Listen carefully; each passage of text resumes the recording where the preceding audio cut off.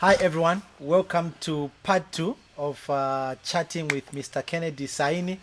We brought you the first episode where we were talking about business and retail pharmacy business.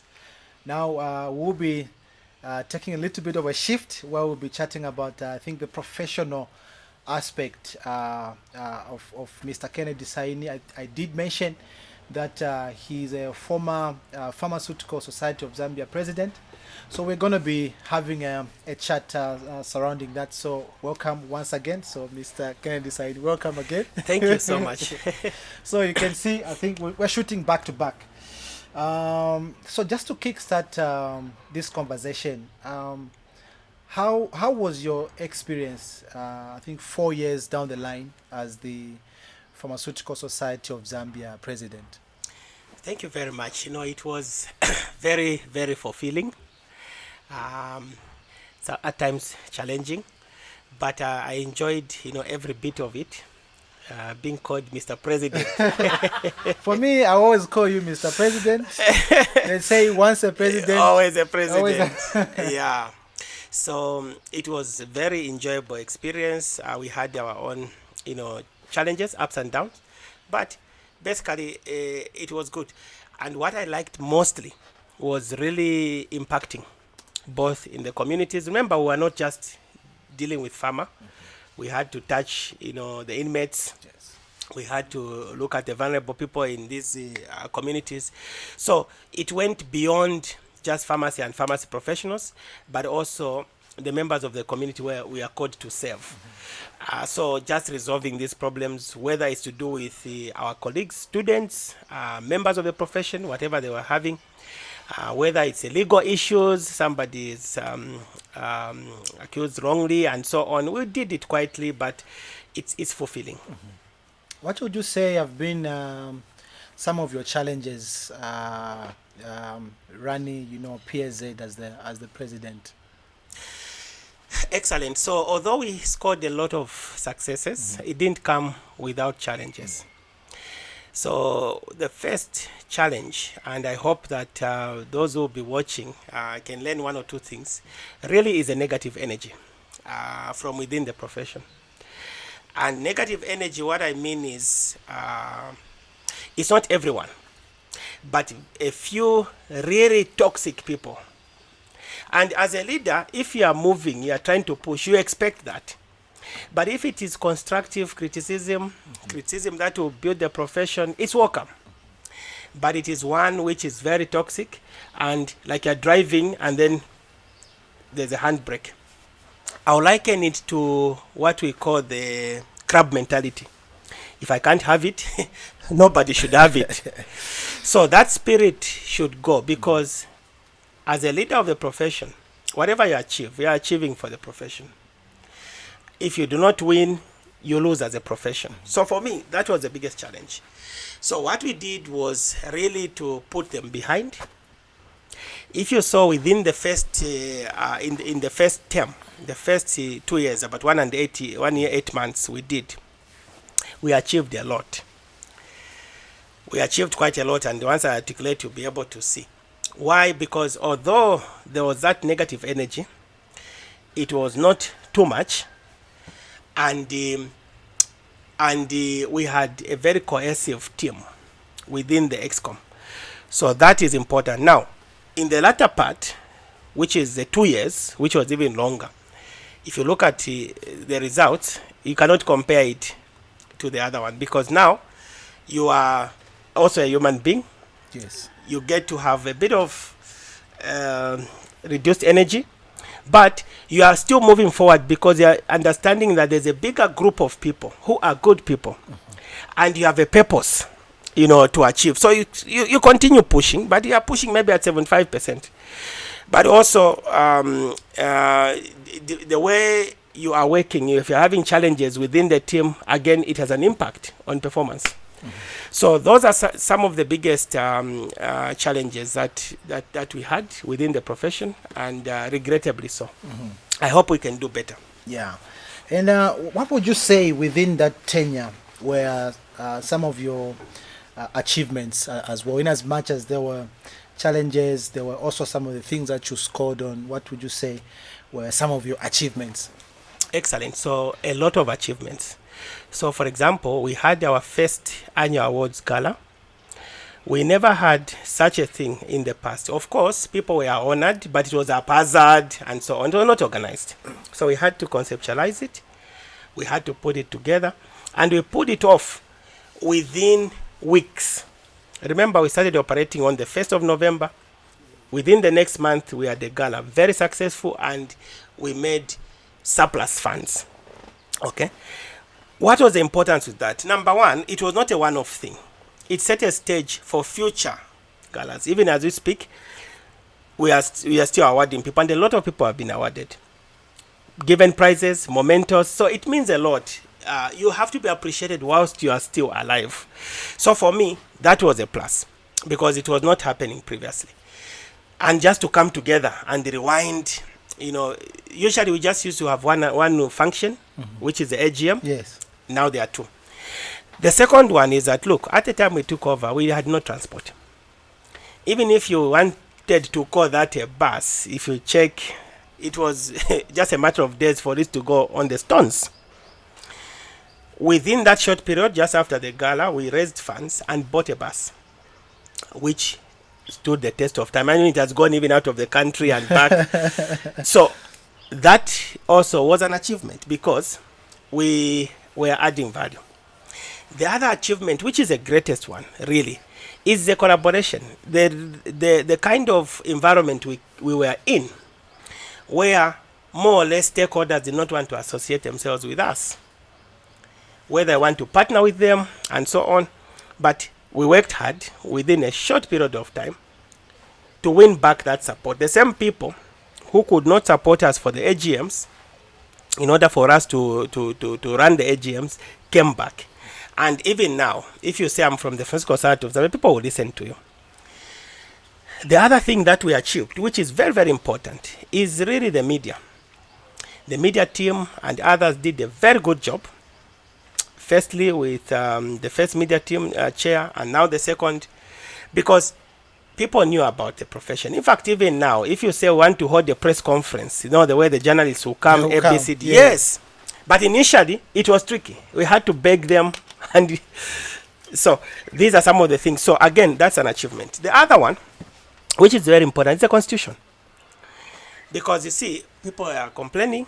The old constitution, they tried to do this review, but it never happened. We finished it up. And that constitution was inclusive. It was not a one-person show. So that, again, is important. It's also a milestone. Then the financial management systems. We put in place, a pastel accounting software. We also put in place financial management systems which were not there.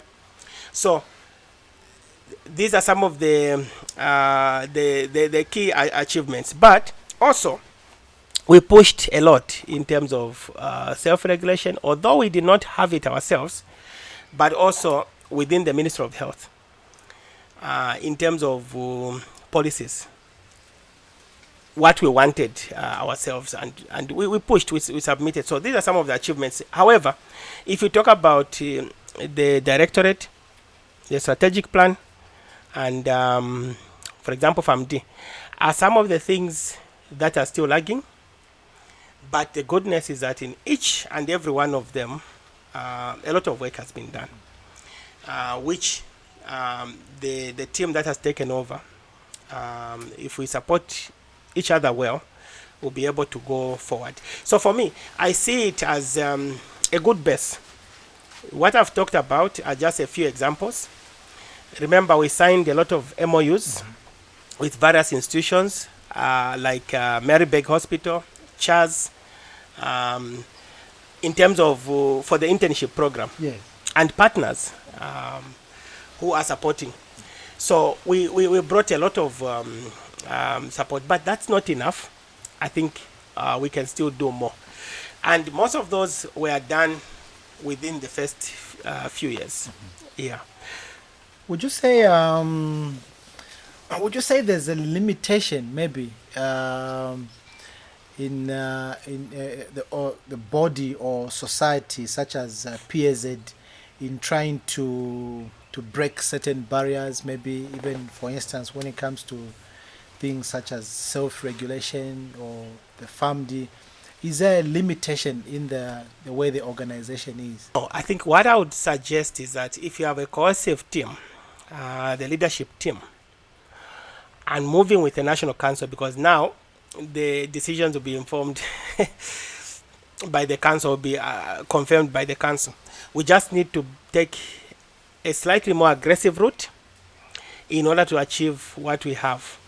What I noted, and through my experience, is that you can sit in the boardrooms and agree on certain things, but behind your back, they know what they really want, and then you don't get what you want. So being too soft, again, becomes a problem if you have to achieve certain things.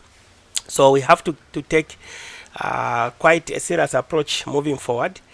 For FAMD, it's a straightforward issue, because if that is what we want, it was a question of just resources, and we can identify partners, we go forward.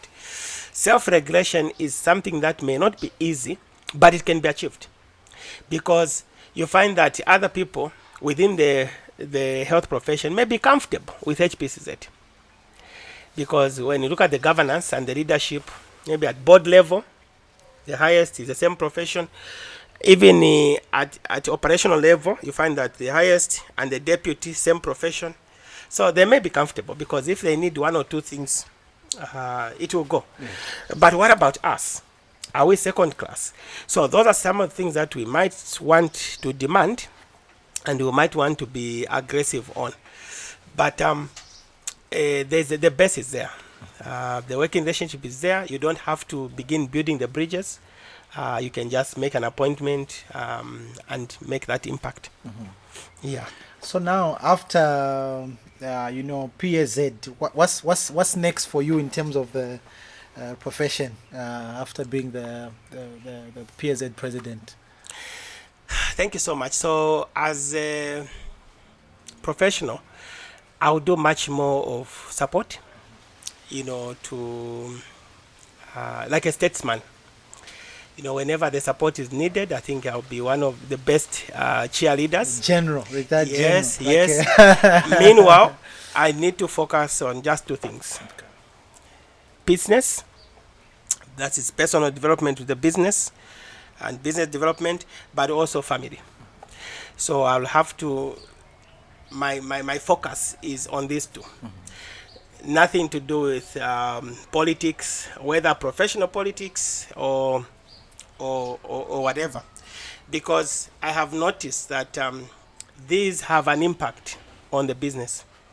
You find that you would want to do so much for the business, but you are limited because of the time allocations and so on.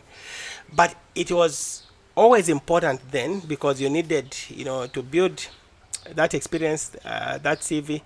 But at this moment and moving forward, really it's to focus much more on business and the family.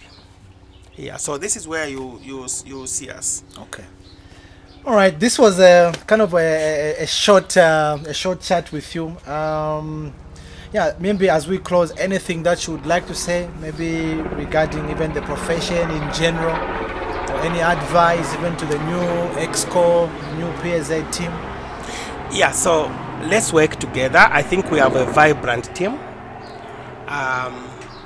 What is important, like I mentioned to our new president, really is to embrace a team. As team leader, to embrace a team and to work together. But even those below, I mentioned this to the vice president and all those below, let us support our president, support our president and the whole team. So if you don't agree with certain things, you better say it within the team. Don't keep quiet, so that you have an opportunity to be heard and, if possible, to make amends. But if a decision is made, each decision you do not agree with or was not your position, it becomes binding. everybody runs with it. The challenge of not cooperating or having 2 or 3 executives within the executive is that we are not going to achieve so much. I'm speaking from experience because of what I've seen. And other executives, in fact, were worse. Where others were not talking to each other. Yeah, but if you are to work very well, you have to set aside any small differences, and even whenever there's a slight difference, resolve it for the benefit of the profession, because 2 years is a long time. Yes. So you may not be happy with everything that one member is doing, ABCD, as long as you talk it out and you compromise. It's give and take.